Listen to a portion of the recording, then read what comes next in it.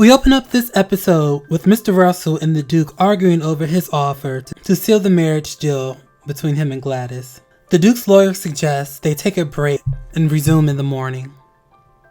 Impatiently waiting outside, Bertha asks is it finished? George explains the Duke wasn't satisfied with his offer and that she shouldn't have gotten involved. Baby, let me tell you something. Bertha tells the servant she'll take her coffee in her bedroom and storms out. She's upset.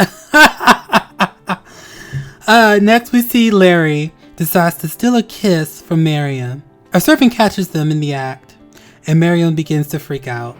Worried about what Mrs. Russell would think, and worried about her virtue and all that stuff. We know that, people are hard on women now, but they were definitely hard on women back then, so she's just worried of being perceived as being pure as the snow still.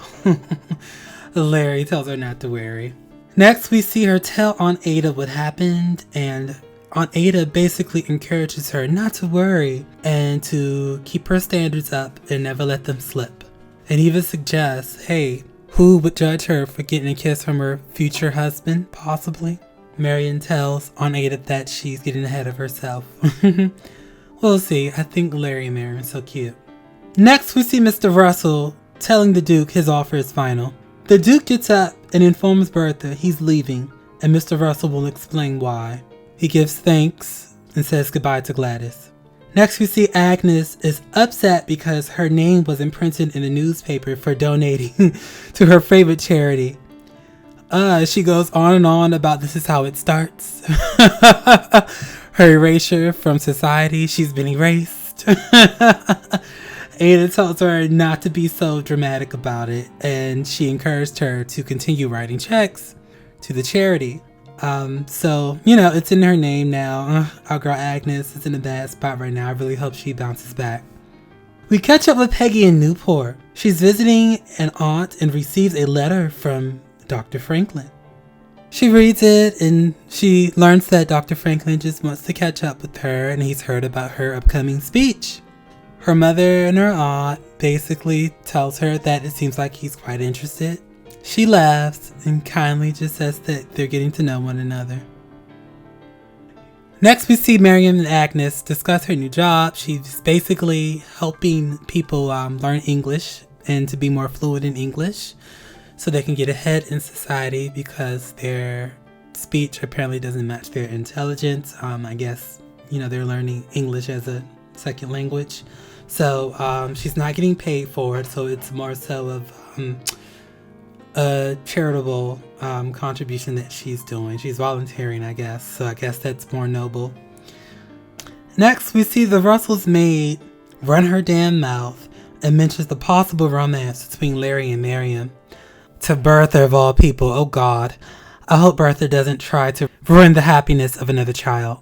Next, we see Bertha notices the Duke at the opera, seemingly courting another girl.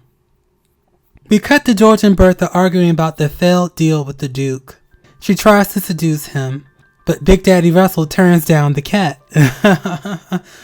Bertha's spirit is clearly touched. Next, we see Peggy and Dr. Kirkland walking on a beach, laughing and chatting with each other. They're so cute to me. I'm rooting for Peggy to get her man. During this walk, he invites her to a family gathering. Peggy agrees to go. During the luncheon, Ada discovers only one staff member signed her temperance pledge. She seems quite upset about this and questions who, and it turns out it was that horrible Mrs. Armstrong. And Agnes freaks out and says, my maid, and demands Bannister to bring Mrs. Armstrong up to explain to her why she signed this petition. Ada gets upset that no one else signed the temperance pledge and basically tells Agnes, I guess she's not as good as her in ruling with authority, and storms off. And Agnes tells her, now who's being dramatic? Next, we see Bertha manipulate Mr. Delancey by inviting him over to meet and saying that it was Mr. Russell that summoned him, but no, it was her. She wants to see if he plans to marry his daughter off to the Duke. He explains he wants his daughter to decide what's right for her. She asks for his card, He flirts and tells her she's more interesting than the Duke. He better watch out for Mr. Russell. He could possibly ruin him. And Bertha. Next we see Jack stepping out looking clean in his new business suit. He's getting ready to meet with more investors with Larry. We catch up with Peggy, and she updates her cousin and mother on her date. Her cousin explains he comes from a good pedigree. Peggy tells her she's not going to be with someone based on their pedigree. It's the real person that matters. Oh, Peggy has such a good heart. Next we see Jack slain in his meeting with the investors. They turn him down. He goes home a little defeated, but Mrs. Armstrong, out of all people, gives him a few positive words of encouragement. I am shocked. Next we see Big Daddy Russell talk to his right-hand man about the railroad deals. He tells him he's risking more than what he has. Mr. Russell tells him to move forward with the deal. I'm worried about this business move. I hope he doesn't lose his money. I'm rooting for Mr. Russell. Next we see Peggy and her family meet with her new Boothang's family, and his mother is a colorist and a classist heifer. When discussing their lineage, it's clear she had an issue with Mr. Scott coming out of slavery and not being born a freedman. She shades his pharmacy business, even though she's benefited from it in the past. She then excuses herself to tell the governance that her grandchildren don't need more sun. She goes on saying the last thing is they need is more sun. This lady is a piece of work. Peggy, you in danger, girl. Run! Felicia Rashad is clearly good at playing a villain. Gladys meets with her brother Larry, and he tells her Billy has moved on. Oh, Gladys. Next, Bertha's thirsty ass meets with the Duke and convinces him to take Mr. Russell's offer. That damn Bertha is relentless. Peggy and her family discuss the horrible experience with Mrs. Kirkland and their problematic behavior. Her father says he never wants to see her again. Peggy's mother explains that, hey, Dr. Kirkland, their son, has an interest in Peggy, so they may have to interact with her again. The father explains that Peggy doesn't want to be around people like that, and Peggy exclaims that, hey, Peggy is right here and can speak for herself, and she doesn't want to judge Dr. Franklin based on his mother's poor behavior. I'm rooting for Peggy. I need the doctor to stand up to his mother and tell her to not be so goddamn rude. Gladys and Larry walks in on Bertha catching up with the Duke. Bertha tells her the Duke has returned. Gladys looks on in horror and asks the butler to get her shawl because she's feeling cold. Man, oh man, she thought she escaped, but her relentless mother just won't let up. Oh, I feel so bad for Gladys. Next we see Ada crying to the cook about missing her dead husband and asking her if she were Agnes, do you think more of the servants would have signed the temperance pledge?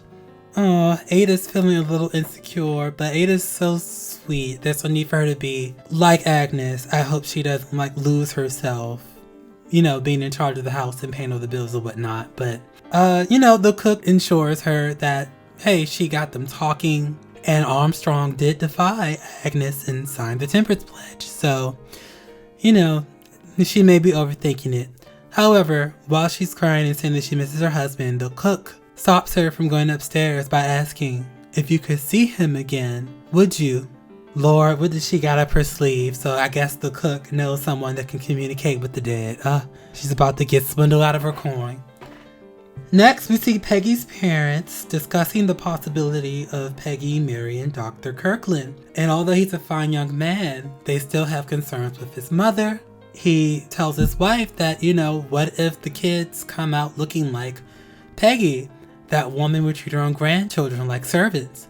Or what if they come out looking more like Dr. Kirkland? People would think that Peggy's their nanny or something. It's a real concern.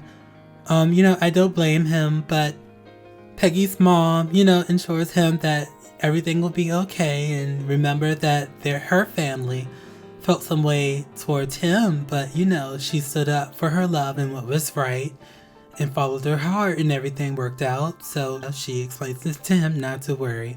So we'll see where this goes.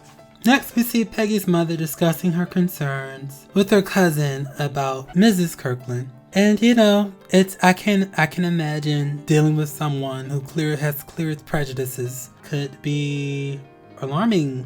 And yeah, like, once you marry someone, you marry the whole family. So I understand why she's concerned about what Peggy may be marrying into. So once again, we'll see what happens. Next, we see Gladys, teary-eyed, looking in the mirror with her parents standing behind her, and she's just so devastated. She tells her father, "You said I can marry for love." He walks towards her, bends down, and tells her, "You can't change the rules of the world. Just listen to him and see what he says." Next, we see that the Duke meets with Gladys, and they have a cool conversation. He makes her laugh, and he seems like a cool guy. Gladys isn't in love with him. She barely knows him. So he convinces her to marry him. They walk out of the drawing room and basically announce that, hey, they're engaged. Mrs. Russell gives her little girl a kiss on the cheek. She's just so happy and ecstatic and gives the Duke a hug. And Gladys is just not looking too sure about this. Next, we see the unveiling of Gladys's portrait. And yeah, the portrait turned out looking good. The painter did an amazing job. And Mr. Russell announces that her and the Duke are now engaged. The guests clap and congratulate her. As she looks on and looks very just anxious, uncomfortable, I can tell that she was possibly feeling some anxiety around the whole situation, and she was pulling on her pearls, calm her anxiety, but they shatter on the floor. And the episode ends there. This was another good episode. I'm so nervous for Gladys. Man, like, I know she doesn't want to marry this guy, but the fact that Billy moved on, it just seems like everything is just pushing her in this direction. And I knew that she was just going to say, what the hell with it, and just marry the Duke so her mom could shut up. And I guess she feels like she has no choice. I mean, technically her parents have backed her into a corner in a way. So we'll see what happens with this storyline. So yes, Peggy and her parents, I just enjoy catching up with Peggy. I love that this character just has her own things going on. We get to see what Black people were doing back in those times, which I think is excellent. And yeah, we're learning so much about the Black middle to upper middle class community. This whole situation with the doctor, he seems like a nice gentleman, but I really think he needs to hold his mother accountable for some of the things that she's been saying out of her mouth. And if he can't stand up to his mother, I don't think Peggy should pursue this. I just feel like that would just be problems and misery promised to her down the road. So we'll see what happens with that storyline. Agnes is just having a hard time adjusting to no longer, wielding the authority and not having the coin that she used to. So, Ada is paying all the bills. So we'll see what happens. I like that they didn't just easily put us in this storyline where just things have turned around and Ada's now in charge. I like that Agnes is giving some pushback. I mean, her character just doesn't seem like the type to just roll over and take it. Not that Ada's like pushing anything on her or anything like that, but it's going to be an adjustment for the character. So we'll see what happens. I mean, I really hope Oscar finds Maud beaten and get her money back, or she gets a return on her investment from Larry if, someone decides to invest in his clocks. And hopefully she'll come into living money then. So we'll see what happens. So this was another good episode. Like I said before, enjoyed the writing. Love the costuming once again. And yes, this story is just moving along. So I rate this episode a B+. It was good. It was good. If you like this review, please like, comment, share, and subscribe.